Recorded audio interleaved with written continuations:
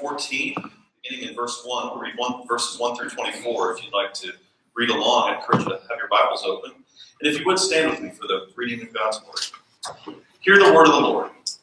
One Sabbath, when he went to dine at the house of a ruler of the Pharisees, they were watching him carefully. And behold, there was a man before him who had dropsy. And Jesus responded to the lawyers and Pharisees, saying, "Is it lawful to heal on the Sabbath or not?"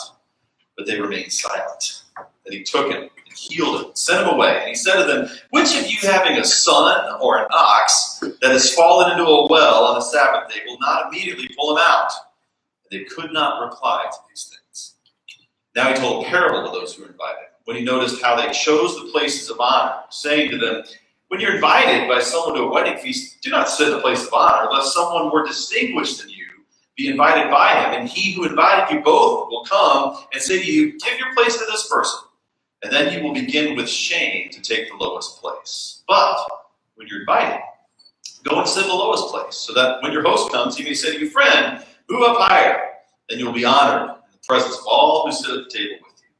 For everyone who exalts himself will be humbled, and he who humbles himself will be exalted." He also said to the man who had invited him, "When you give a dinner or a banquet, do not invite your friends or your brothers or your relatives or rich neighbors, lest they also invite you in return and you be repaid. But when you give a feast, invite the poor, the crippled, the lame, the blind, and you'll be blessed, because they cannot repay you, for you will be repaid at the resurrection of the just." When one of those who reclined at table with him heard these things, he said to him, "Blessed is everyone who will eat bread in the kingdom of God." But he said to him, "A man once gave a great banquet and invited many. And at that time for the banquet, he sent his servant to say to those who had been invited, 'Come, for everything is now ready.' But they all alike began to make excuses. The first said to him, 'I bought a field, and I must go out and see it. Please have me excused.' And another said, I bought 5 yoke of oxen, and I got to go examine them. Please have me excused." And another said, "I've married a wife, and therefore I cannot come." So the servant came and reported these things to his master. Then the master of the house became angry and said to his servant, "Go out quickly to the streets and lanes of the city and bring in the poor and crippled and blind and lame." And the servant said, "Sir, what you commanded has been done, and still there's room." And the master said to the servant, "Go out to the highways and hedges and compel people to come in, that my house may be filled. For I tell you, none of these men who were invited shall taste my banquet." May the Lord bless the reading of his word. Seated if you will. One thing I'm encouraged and really excited about here in a few weeks as we look ahead to Back to Church Sunday is the chance to have a meal together. I was thinking back last March when we had to go into this odd season we've been living in. It all started with a canceled meal. We were going to have a church feast that night on a Saturday night. Had to cancel it as everything went crazy around us. But that missing meal, that missing fellowship time has been one of the key features of the season. I know some, you've had perhaps family that you've been able to dine with, or maybe some friends. But that sense of openness, anytime if you've ever had somebody over, if you've thought about having somebody over, you yourself may be under a lot of restrictions, or you may yourself be thinking about, well, are they restricted? Can we do this? There's always this oddness to the season that we don't feel as free or open to have that table fellowship. And the times that we haven't had it, in the last year and a half, we've missed it. And I've certainly missed it, being able to have it as a church-wide. There's power in that sharing of table fellowship. There's a unique relationship that happens when we get our knees under each other's tables, share life together, share a meal. And when we're participating in that, when we're enjoying that, we're really doing something that's quite ancient, that we're enjoying this table fellowship. And there's a long and rich history of the power of the table to build relationships and foster relationships. And that can happen at a friendship level, but also in their world, in the first century, it's very much a political thing, a social thing, that's the network of power, that all things happen. A lot of things happen at the table. A lot of meals, and of course those meals, we see a lot of relationships, political relationships get formed. People learn who they are and how they stand in the culture by whose table they're at and who's sitting at their table. But in that context where the table was so vital in their world, and still important, I think, in perhaps different ways in ours, The question that Luke is posing for us is an even more essential one, which is simply who dines at God's table? Who is it that will be at God's table? We talked last week about this rich picture from Isaiah that really forms a lot of the backdrop of this whole section of Luke, and earlier on in Luke 13, that Isaiah pictured a banquet table that God was going to host at the end of all things. And that's one of the pictures of what the end of it all looks like, is a big banquet table. Who's at that table? As we talked last week, there were a lot of folks asking that question. Who belongs at that table? Some saw that table as being a really small thing, and some saw it as being a really big thing, and they had disagreements about who was going to be there. Jesus tackles that question for us here in Luke 14. And he does so through a series of 3 different encounters, all at the table. Just read them for you. So you saw in the first one, you saw something that if you've been around in our study of Luke, you feel like maybe it's starting to sound repetitive. It's yet another Sabbath healing. But that's an important thing. This has been a lot of chances. We just saw a Sabbath healing a few weeks ago. It was just here in the last couple chapters. We had a Sabbath healing. We had a couple all the way back in Galilee. Luke doesn't repeat himself a lot. And when he does, he repeats himself with purpose. That he had a pair of Sabbath healings when Jesus was in Galilee, and it's now repeated by a pair of Sabbath healings as he's making his way to Jerusalem, is telling something. And I think one of the pieces as we open up Luke 14 is he tells us there's an urgency for them to get this message. This is the last time he's going to do this. He's kept doing this. He's there at the Sabbath. He's dining with the Pharisees. They're watching him, and he has this healing. And in a sense, this is that it's a last chance that is coming for these Pharisees to respond to Jesus. Maybe one of the most important things to observe about this text is that on the Sabbath, Jesus was dining at the house of a ruler of the Pharisees, the way the whole thing opens. For all the relationship with the Pharisees, it's been a rough one. There's not been a lot of good things or good vibes happening. Jesus is still showing up. He's still eating with them. And that's not just so that he can teach them and correct them, but I think there's also a sense of openness and invitation. And you're going to see as we go towards the end of Luke, some are going to take him up on the invite. Some are going to become followers. The Pharisees are not this univocally bad villain here in the story of Luke. Most of them will be. Not all. Some are going to come along. But what the text is describing is a kind of closing door. And that's been a theme that we've seen the last few chapters in Luke. That there is for everyone, there is a last opportunity to respond to Jesus. There is for every person and for every generation, there is a window of time that you have to respond.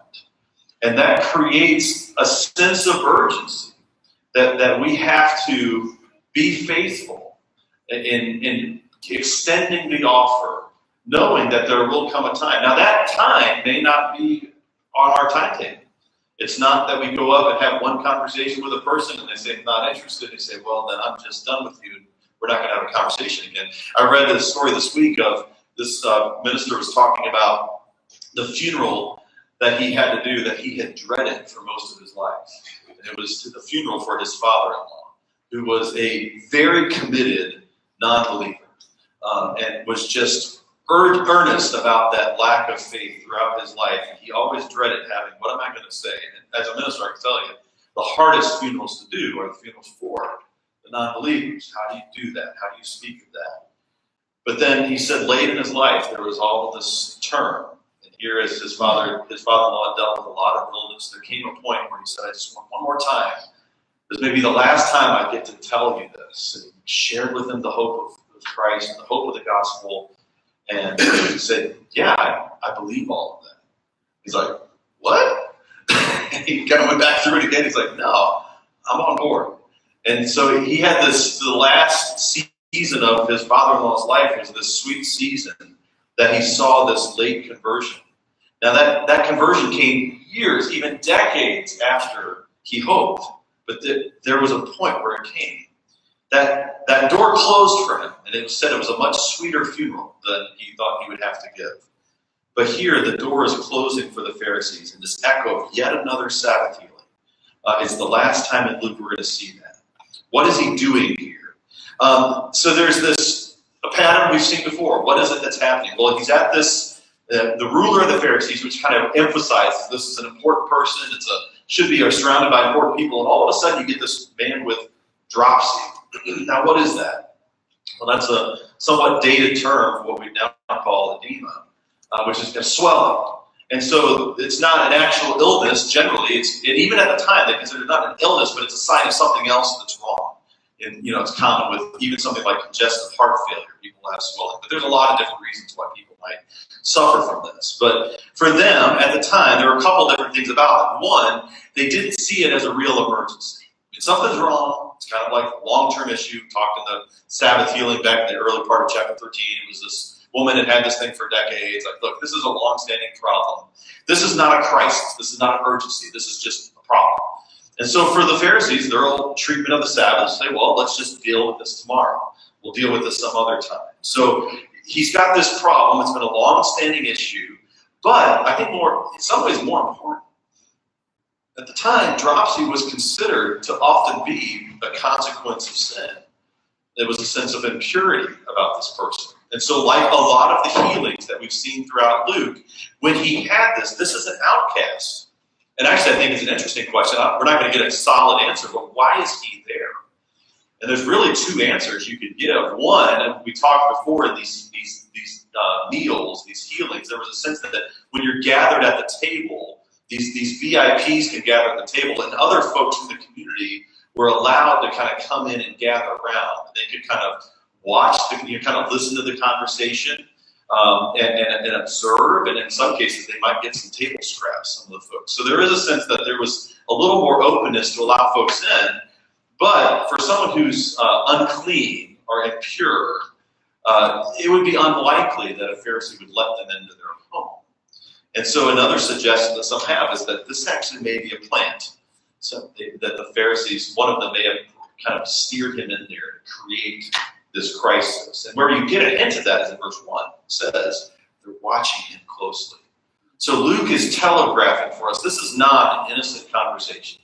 These are folks that are out for Jesus. They're looking for something. They're trying to trap him. We've already seen that a few chapters ago. The Pharisees were kind of done arguing with him.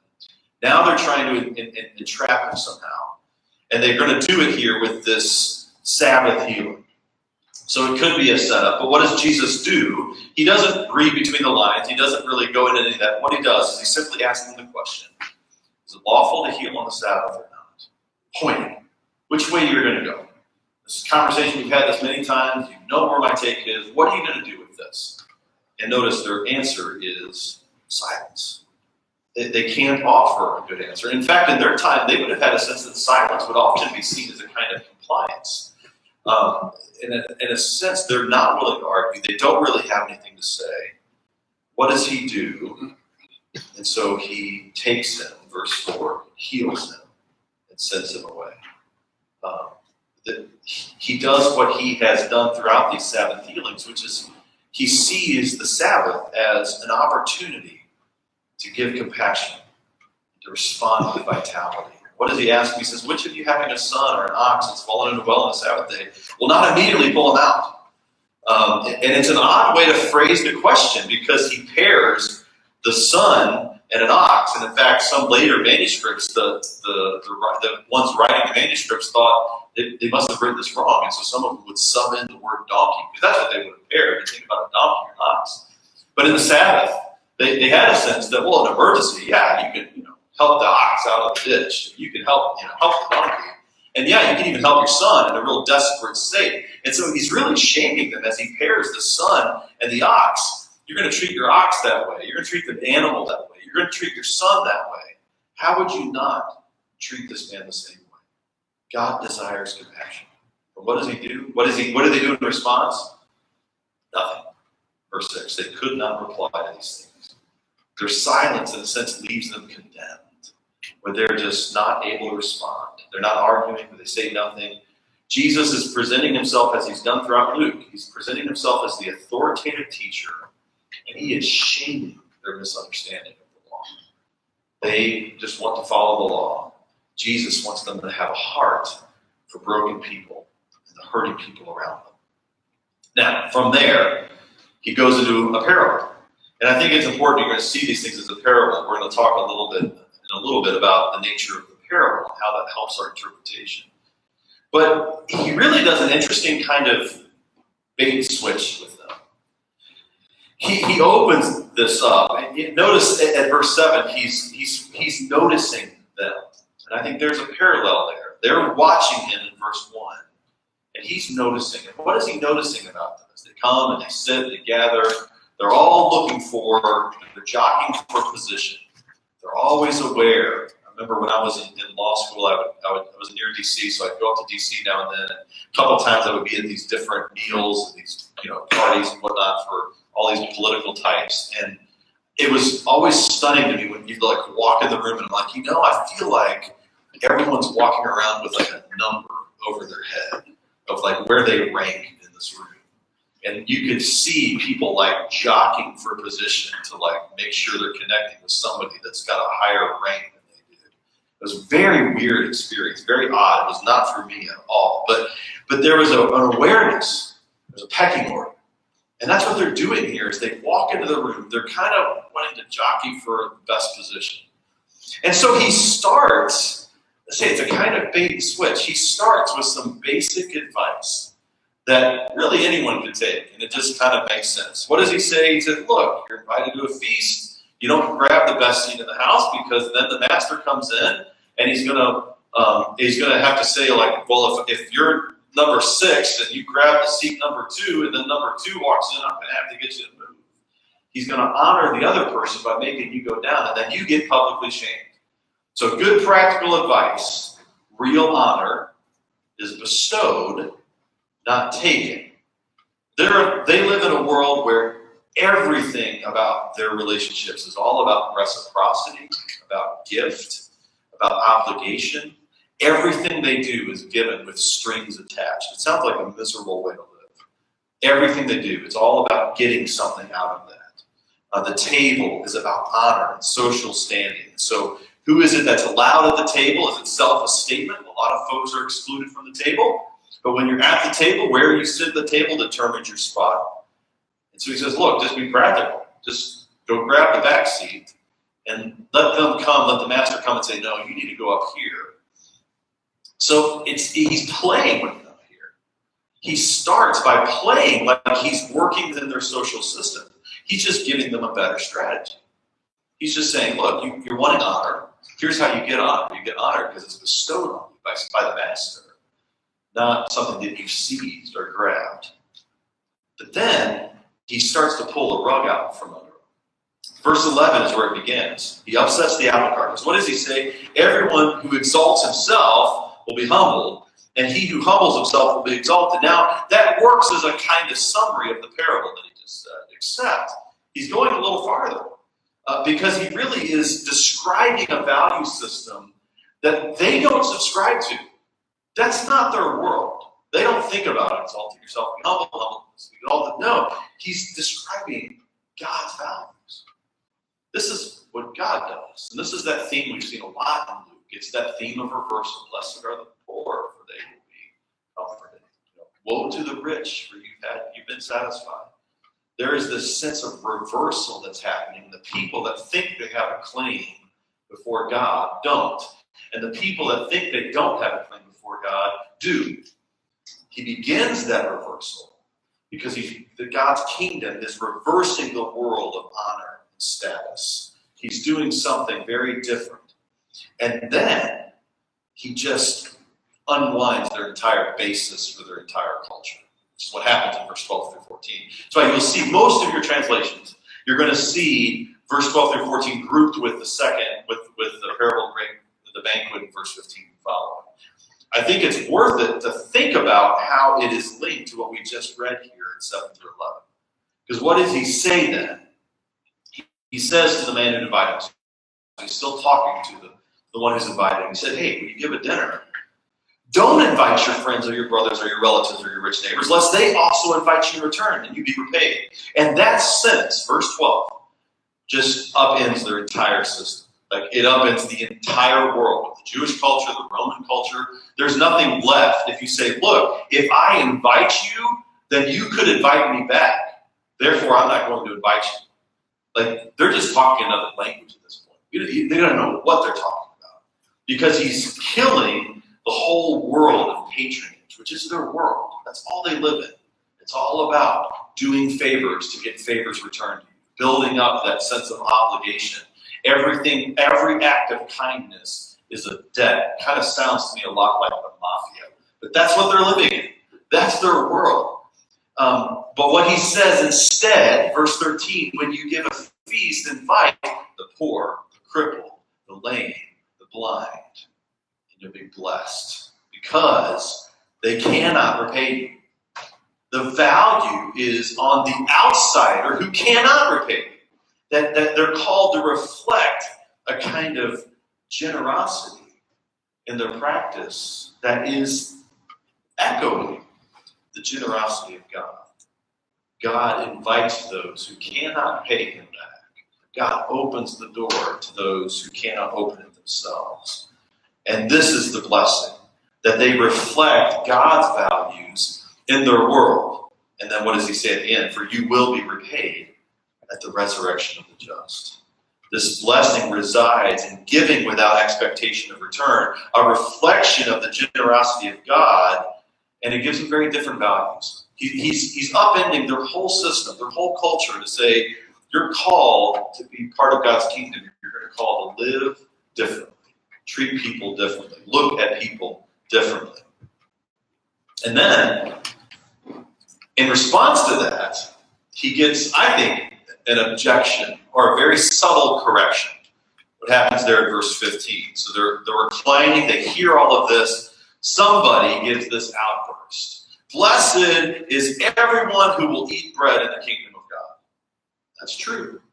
And actually, that's a nice picture that calls on some of the backdrop. We talked about it last week, but the backdrop for all of this is Isaiah and the banquet table that God is promising.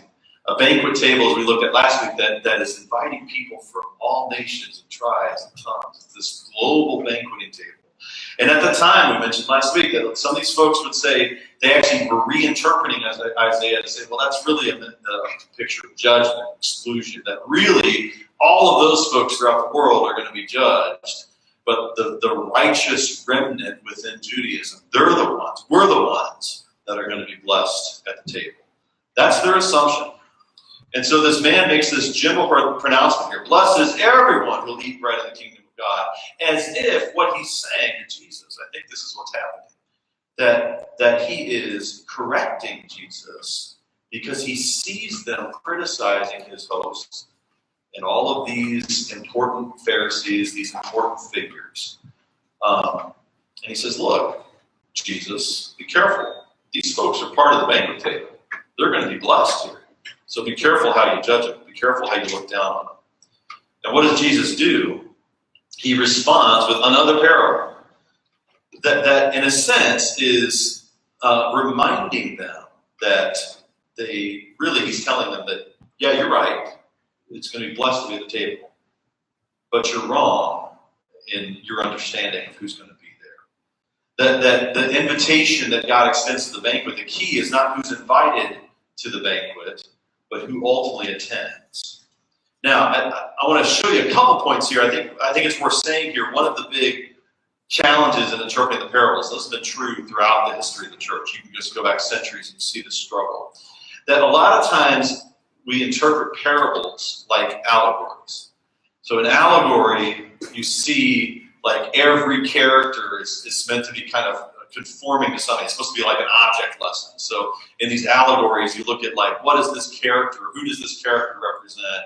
What does this action mean? And so in allegory, you can exhaust yourself seeing how every action is meant to reflect some kind of lesson.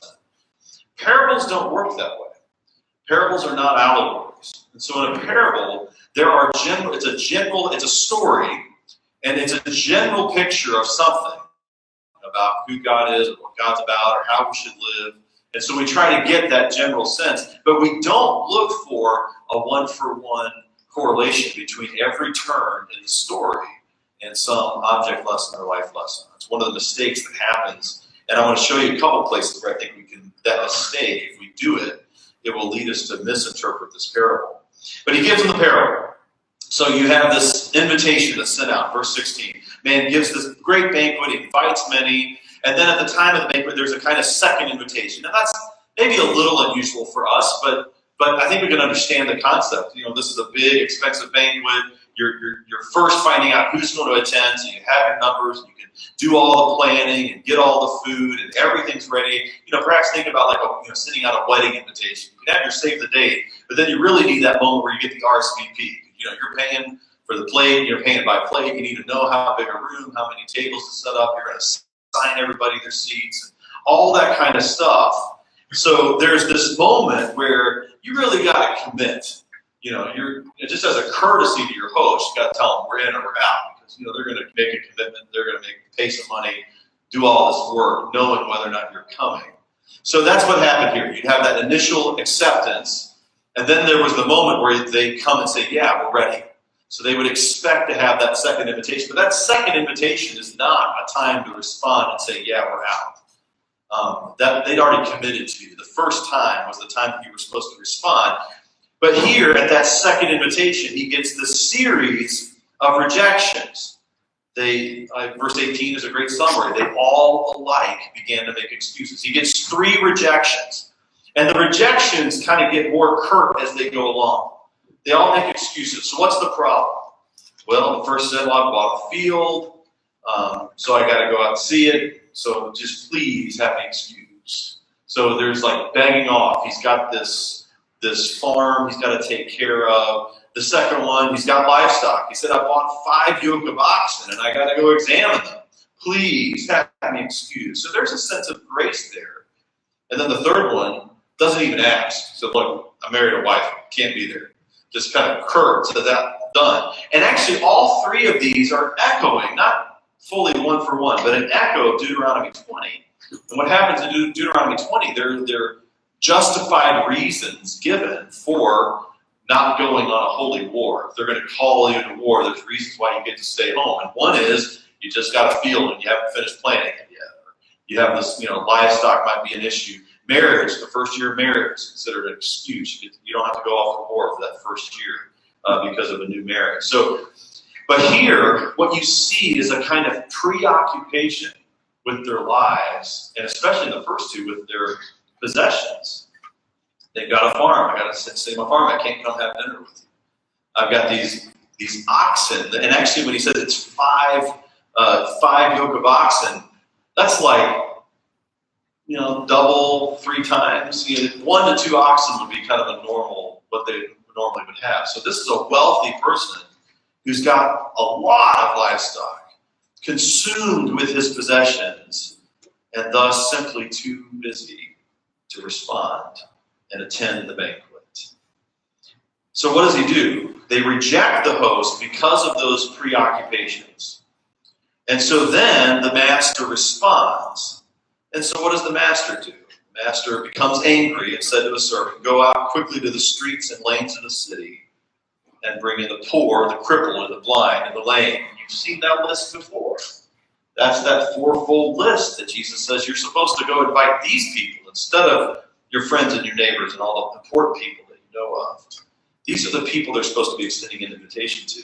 Now, this is that point where I think we can misunderstand the parable if we interpret it as allegory instead of as parable. If we interpret it as allegory, what you're saying about God is that the church functions mostly as an angered response to the rejection of Israel. That's what you'd be saying if you see this as an allegory, because what you're saying here is that the master responds to the rejection, gets angry, and says, well, fine, I'm done with you. I'm going to go invite some other people. Historically, theologically, both when you look at Luke, you look at Isaiah, that's simply not true.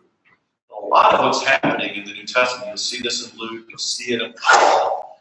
What they're saying to Israel at the time, with this, Israel has this mindset of exclusion, those dirty Gentiles, the dirty outcasts within Israel. Their mindset of exclusion is a failure on their part to understand what God called them to be. They have failed to be what Israel was meant to be, which is a light to the nations, as Isaiah would say. They're supposed to be a beacon to the world. They are supposed to be drawing people to a relationship with Yahweh and how they live their lives.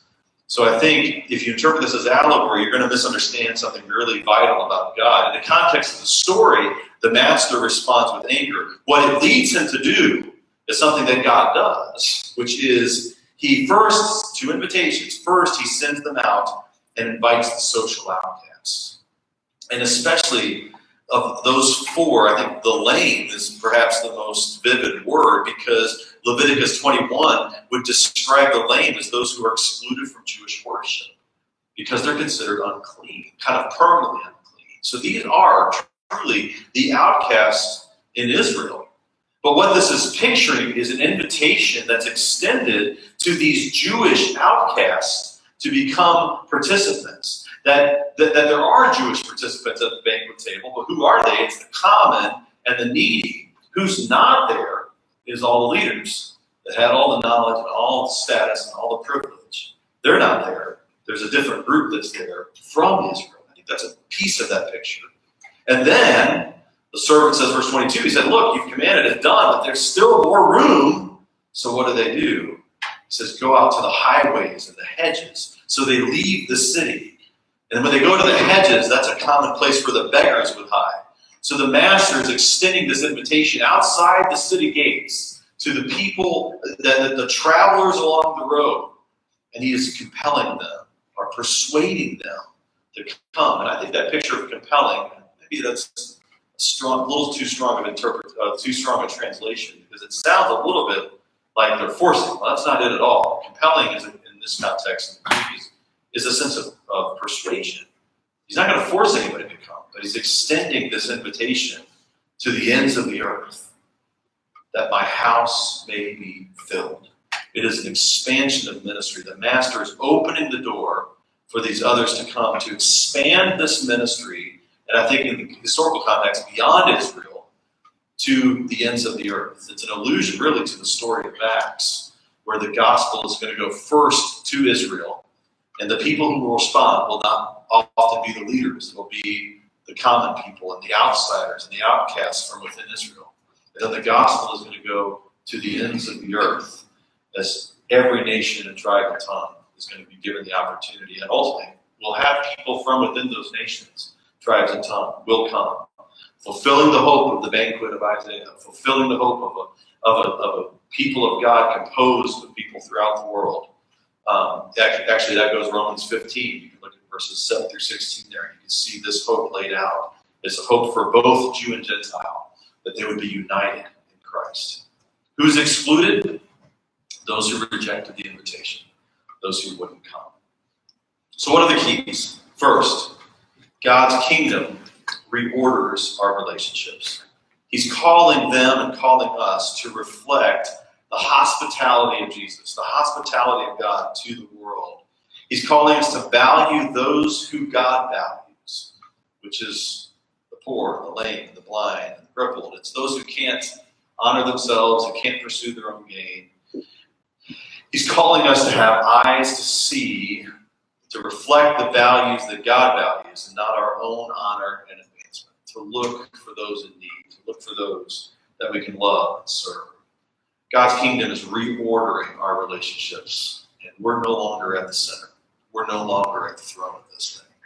Second, I think this is an important piece, that rejecting God's kingdom here looks like busyness.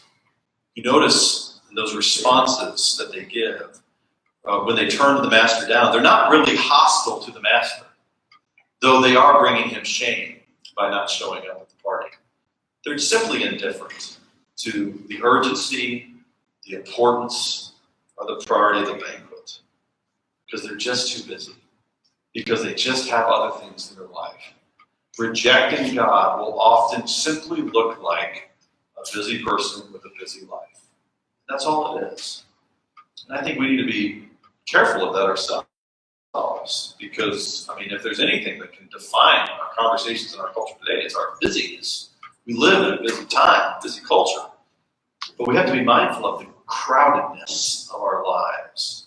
We need to create space, intentionally create that space through Sabbath, through rest, to give space to prioritize the things of God, to prioritize God himself in the midst of a world that can simply get crowded. Rejecting God's kingdom will often just look like busyness.